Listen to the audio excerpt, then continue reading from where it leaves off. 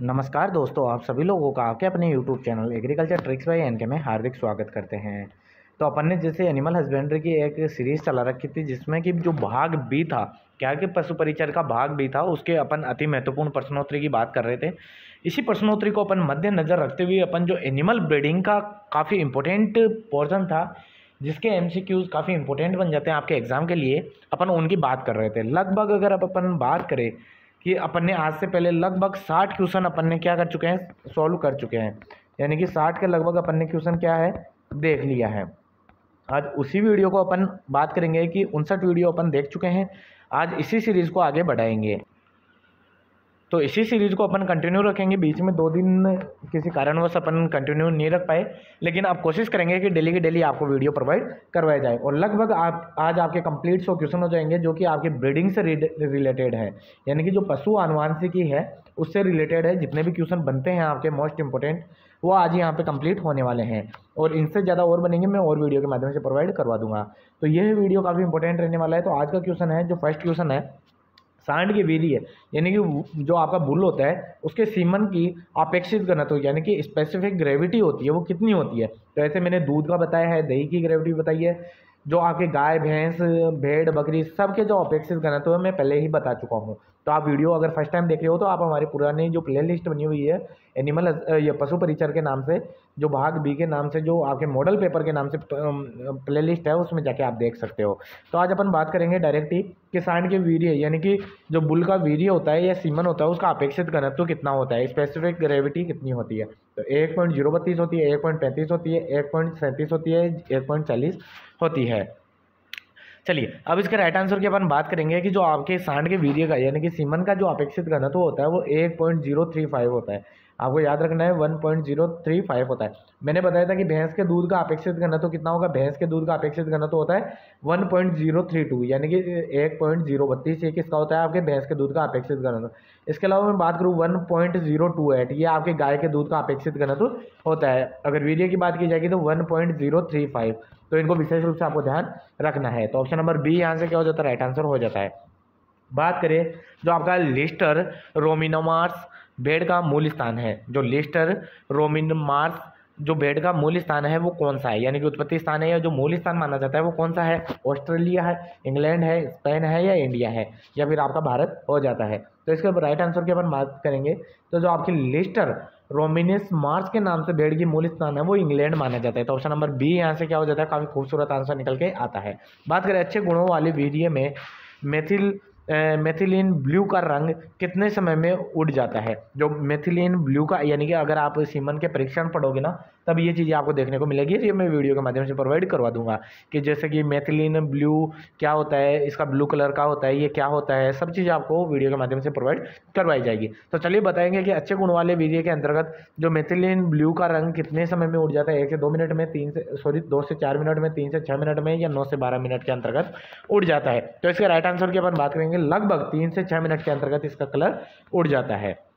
चलिए option number C यहाँ से क्या होता है, काफ़ी शानदार आंसर निकल के आता है। नेक्स्ट क्वेश्चन की बात करें कि वीर्य सेचन की विधियों में सर्वश्रेष्ठ विधि कौन सी है। ये अपन पहले भी बात कर चुके हैं कि वीर्य सेचन करना है तो किस विधि से करोगे आप, वीर्य डालना है तो जो आपके वेजाइनल स्पेकुलम मेथड होता है उसके द्वारा, जिसे कि अपन हिंदी में योनि वीक्षण यंत्र कहते हैं, यह योनि हेस्ट विधि जैसे कि हैंड इन वेजाइनल मेथड, गुदा योनि विधि यानी कि रेक्टो वेजाइनल मेथड होता है वो, या उपरोक्त सभी। तो इसके राइट आंसर की अपन बात करेंगे कि जो आपका सबसे वीर्य सेचन की सबसे सर्वश्रेष्ठ विधि है, वो जो बेस्ट मेथड माना जाता है वो आपकी रेक्टो वेजाइनल मेथड माना जाता है। ये क्वेश्चन अपन पहले भी सॉल्व कर चुके हैं। तो ऑप्शन नंबर सी यहाँ से क्या हो जाता है, राइट आंसर हो जाता है। नेक्स्ट क्वेश्चन की अपन बात करें छोटे पशुओं जैसे कि भेड़ बकरी में प्रजनन हेतु वीर्य सेचन नलिका यंत्र की आदर्श लंबाई एवं व्यास कितना होना चाहिए। तो आप लोगों को पता चल गया होगा कि आजकल क्या करते हैं कि भेड़ बकरियों के अंतर्गत भी अपन सीमन लगाने लगे हैं। अच्छी प्रकार की अपने को नस्ल चाहिए होती है तो उसके लिए अपन अच्छे नर का क्या करते हैं, सीमन कलेक्ट करते हैं और वो ही सीमन क्या है कि अपने भेड़ के अंतर्गत या फिर बकरी के अंतर्गत मादा बकरी में डलवाया जाता है। तो उसके अंतर्गत जो आदर्श वो यंत्र होता है ना, वीर्य सेचन की जो नलिका होती है, तो उस आदर्श लंबाई वो व्यास कितना होता है, उसका डायमीटर और लेंथ बताना है। तो 25 सेंटीमीटर व 0.25 सेंटीमीटर होता है। मतलब कि लेंथ की बात की जाए या फिर अगर बात करें कि उसका लंबाई तो 25 सेंटीमीटर होगी और जो उसका व्यास होगा वो 0.25 सेंटीमीटर होगा, या फिर 0.50 सेंटीमीटर आपकी लंबाई होगी, 0.50 सेंटीमीटर ही व्यास होता है। 0.75 सेंटीमीटर आपकी लंबाई होगी, 0.75 सेंटीमीटर ही व्यास होता है, या 1 इंच लंबा व 1 इंच ही आपका उसका व्यास होता है। तो इसका जब राइट आंसर की अपन बात करेंगे, काफ़ी शानदार क्वेश्चन है। तो अगर बात करें तो 25 सेंटीमीटर तो उसकी लंबाई होती है, और 0.25 सेंटीमीटर क्या होती है, उसका जो डायमीटर होता है या व्यास होता है। तो ऑप्शन नंबर ए यहाँ से क्या होता है, खूबसूरत आंसर निकल के आता है। तो आई होप आप लोगों को पता चल रहा होगा कि इतने शानदार क्वेश्चन आप लोगों के लिए लाए जा रहे हैं। वीडियो पसंद आए तो ज़्यादा से ज़्यादा लाइक करें और शेयर करना ना भूलें। चलिए नेक्स्ट क्वेश्चन की अपन बात करें, वीर्य यदि कुछ पीला रंग लिए हुए है तो वीर्य होगा। अगर वीर्य का रंग थोड़ा पीला कलर लिए हुए है तो वो क्या होगा, यानी कि उक्त युक्त होगा, यानी कि पश युक्त होगा, खून युक्त होगा, या मूत्र युक्त होगा। तो अगर अपन इसके राइट आंसर की अपन बात करें कि आपको अगर वीर्य का रंग कुछ पीला पीला सा दिखाई दे रहा है ना, तो उसका मतलब है कि उसके अंतर्गत मूत्र की मिलावट है ना, मूत्र की मिलावट हो सकती है। तो ऑप्शन नंबर डी यहाँ से क्या होता है, खूबसूरत आंसर निकल के आता है।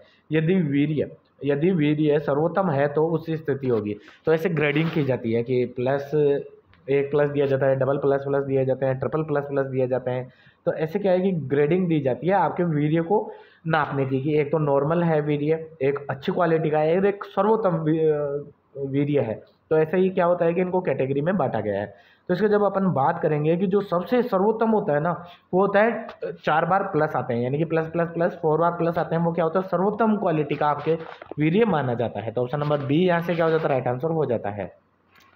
चलिए हमें बात करूँ वीर्य में शुक्राणुओं की गति यदि डबल+ से इंगित होती है। अभी ऊपर भी बताया मैंने कि 4 बार प्लस आ रहे हैं, इसका मतलब कि सुपर क्वालिटी का है, मतलब कि स्पर्म भी हष्ट पुष्ट है, अच्छी गति करने वाले हैं, और उनकी संख्या भी अच्छी है, तो उस चीज़ को इंगित करता है। तो वीर्य में यदि शुक्राणुओं की गति यदि ++ यानी कि डबल+ आ रहा है, इससे इंगित है, तो शुक्राणुओं की स्थिति क्या होगी, कि कितना % होगा।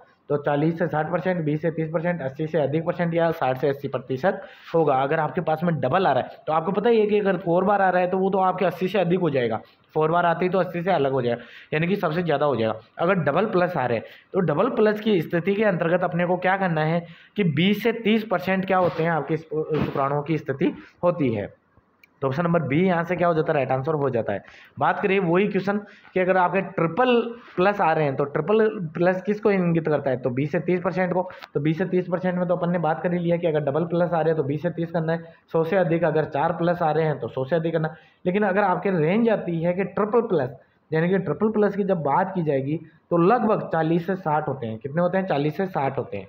चलिए बात करें नेक्स्ट क्वेश्चन वही कि आपके वीर्य में यदि शुक्राणुओं की गति अगर 4 बार आते हैं, आपके 4 बार प्लस आ रहे हैं, तो उस स्थिति के अंतर्गत लगभग कितने होते हैं, वो आपके 80 से अधिक हो जाते हैं। तो ऑप्शन नंबर सी यहाँ से क्या हो जाता है, काफ़ी खूबसूरत आंसर निकल के आता है। तो ये अपन ने चारों चीज़ों की पहले ही बात कर ली। चलिए नेक्स्ट क्वेश्चन की ओर बढ़ते हैं। कृत्रिम योनि विधि के द्वारा एकत्रित वीर्य में शुक्राणुओं की संख्या कितनी हो सकती है। तो जो अपन कृत्रिम योनि के द्वारा वीर्य एकत्रित करते हैं उसमें शुक्राणुओं की संख्या लगभग कितनी हो सकती है। तो मैं बात करूं कि इसके पास में आपके लगभग आपके 10 लाख शुक्राणुओं की प्रति ml संख्या क्या होती है, पाई जाती है। तो ऑप्शन नंबर डी यहाँ से क्या हो जाता है, राइट आंसर निकल के आता है। चलिए 10 लाख के लगभग पाए जाएंगे, इनका विशेष रूप से आपको ध्यान रखना है, कई बार पूछ लिया जाता है। बात करें भारतीय जलवायु के अनुसार एक गाय को गर्भित कराने के लिए कृत्रिम गर्भाधान में आदर्श शुक्राणुओं की संख्या कितनी रखनी चाहिए। तो आदर्श शुक्राणुओं की संख्या रखनी चाहिए अपने के लिए, तो वो कितनी होनी चाहिए, लगभग आपके 5 से 10 लाख शुक्राणुओं की संख्या होनी चाहिए। तो ऑप्शन नंबर सी यहाँ से क्या होता है, खूबसूरत आंसर निकल के आता है। बात करें एक गाय के अंडाणु उसकी ज्ञानेंद्रियों में कितने घंटे तक जीवित रहता है, यानी कि एवरेज लाइफ ऑफ ओव्यूम। जो ओव्यूम होता है इनमें जो जेनेटिला काउ होता है, तो उसके अंतर्गत जो आपके अंडाणु है वो कितने दिन तक आपके क्या होते हैं, जीवित रहते हैं। जैसे मैंने स्पर्म की भी लाइफ बताई थी, तो आपको कमेंट बॉक्स में बताना है कि जो स्पर्म की लाइफ होती है वो कितनी होती है। तो ऐसे अगर आपको एग की पूछ ली जाए कि एग की कितनी देर रहती है, वो गर्भ के अंतर्गत वो जीवित रहता है, वो कितने घंटे रहता है, तो लगभग 120 घंटे, लगभग 120 घंटे तक क्या होता है, वो आपका जीवित रहता है जो जनेंद्रिया होती है उनके अंतर्गत अंडाणु। तो ऑप्शन नंबर सी यहाँ से क्या हो जाता है, खूबसूरत आंसर निकल के आता है। बात करें वही क्वेश्चन, गाय की जनेंद्रियों में बुल के शुक्राणु की औसतन कितने घंटे तक जीवित रहता है। तो ये क्वेश्चन मैंने पूछा, वही क्वेश्चन आपके पास में फिर आ गया, क्योंकि इसकी अपन पहले भी बात कर चुके हैं कि लगभग जो शुक्राणु है वो कितने देर तक जीवित रहता है, तो 24 से 30 घंटे तक लगभग आपका जीवित रहता है। तो ऑप्शन नंबर बी यहाँ से क्या हो जाता है, राइट आंसर हो जाता है। चलिए नेक्स्ट क्वेश्चन की ओर बढ़ते हैं। नेक्स्ट क्वेश्चन आता है, भारत में भैंसों के वीर्य को कृत्रिम गर्भाधान में प्रयोग के लिए कितने गुना तक तनु किया जाता है, यानी कि उसको तनुकरण यानी कि उसको पतला किया जाता है, या फिर अदर चीज़ें मिलाई जाती है उसमें, जैसे ग्लिसरीन वगैरह हो गया, अंडे की जर्दी वगैरह हो गई, ये चीज़ें कितनी मिलाकर उसको तनु किया जाता है यानी कि पतला किया जाता है। तो 5 गुना मिलाकर, 10 गुना मिलाकर, 20 गुना मिलाकर या 25 गुना मिलाया जाता है। तो इसके जब राइट आंसर की अपन बात करेंगे, लगभग आपके कितना गुना मिलाया जाता है, 10 गुना। तो ऑप्शन नंबर बी यहाँ से क्या होता है, खूबसूरत आंसर निकल के आता है। बात करें शुक्राणुओं की गतिशीलता ज्ञात करने के लिए निम्न में से सबसे अच्छा परीक्षण कौन सा है। तो आपको शुक्राणुओं की गतिशीलता ज्ञात करनी है कि वो गति ज्ञात करनी है कि अच्छी गति का है या नहीं है। तो वो सबसे अच्छा मेथड होता है, वो कौन सा होता है, एमबीआर टेस्ट, यानी कि मेथिलीन ब्लू अवकरण परीक्षण होता है। यानी कि ये मैंने पहले बताया था कि ये कितनी मिनट के अंतर्गत उड़ जाता है, ब्लू कलर होता है वो आपका 3 से 6 मिनट के अंतर्गत उड़ जाता है। लेकिन इस परीक्षण के द्वारा आप ज्ञात कर सकते हो कि इसमें वो कितना गतिशील है। तो ये अपन पहले भी बात कर चुके थे, एमबीआर टेस्ट होता है। तो ऑप्शन नंबर बी यहाँ से क्या होता है, खूबसूरत आंसर निकल के आता है। चलिए नेक्स्ट क्वेश्चन की अपन बात करें, गाय की योनि यानी कि वेजाइना की औसतन लंबाई कितनी होती है। तो गाय की जो योनि होती है उसकी औसतन, या जो वेजाइना वगैरह होती है उसकी औसतन लंबाई कितनी होती है। तो उसकी जब डायरेक्ट मैं आंसर बता देता हूँ, उसकी लगभग लंबाई होती है 25 से 30 सेंटीमीटर की होती है। तो ऑप्शन नंबर डी यहाँ से क्या हो जाता है, खूबसूरत आंसर निकल के आता है। बात करें, आपके सामने एक फॉर्मूला दिया गया है, गणना किए गए जीवित शुक्राणु और नीचे दिए गए कुल शुक्राणु इंटू 100, यानी कि जीवित शुक्राणु और कुल शुक्राणुओं के अंतर्गत अगर गुणा करें 100 से, तो उसके अंतर्गत कौन सा, ये किसका सूत्र है। तो ये अगर राइट आंसर की अपन बात करिए, किसका सूत्र हो जाता है, ये जीवित शुक्राणु परसेंटेज ज्ञात करने का सूत्र हो जाता है, यानी कि जीवित शुक्राणु होते हैं उनका परसेंटेज ज्ञात करने का सूत्र हो जाता है। तो ऑप्शन नंबर सी यहाँ से खूबसूरत आंसर निकल के आता है। चलिए नेक्स्ट क्वेश्चन आता है, भेड़ों का प्रजनन प्राय कौन से महीने में अत्यधिक होता है। तो आप लोगों ने देखा ही होगा कि जो भेड़ों का सामान्यतः प्रजनन कौन से माह में होता है, जनवरी मार्च में होता है, सितंबर और अप्रैल में होता है, अगस्त फरवरी में होता है, या इनमें कोई नहीं। तो मैं बात करूँ, जनरली आपको पता ही होगा कि जो बारिश वाला सीजन होता है और सर्दियों वाला सीजन के अंतर्गत ही आपको भेड़ के बच्चे ज़्यादा देखने को मिलेंगे। तो इनके अंतर्गत क्या होता है कि सामान्यतः जो प्रजनन की क्रिया होती है वो अगस्त और फरवरी माह के अंतर्गत अधिक देखने को मिलता है। ऑप्शन नंबर सी यहाँ से क्या होता है, खूबसूरत आंसर निकल के आता है।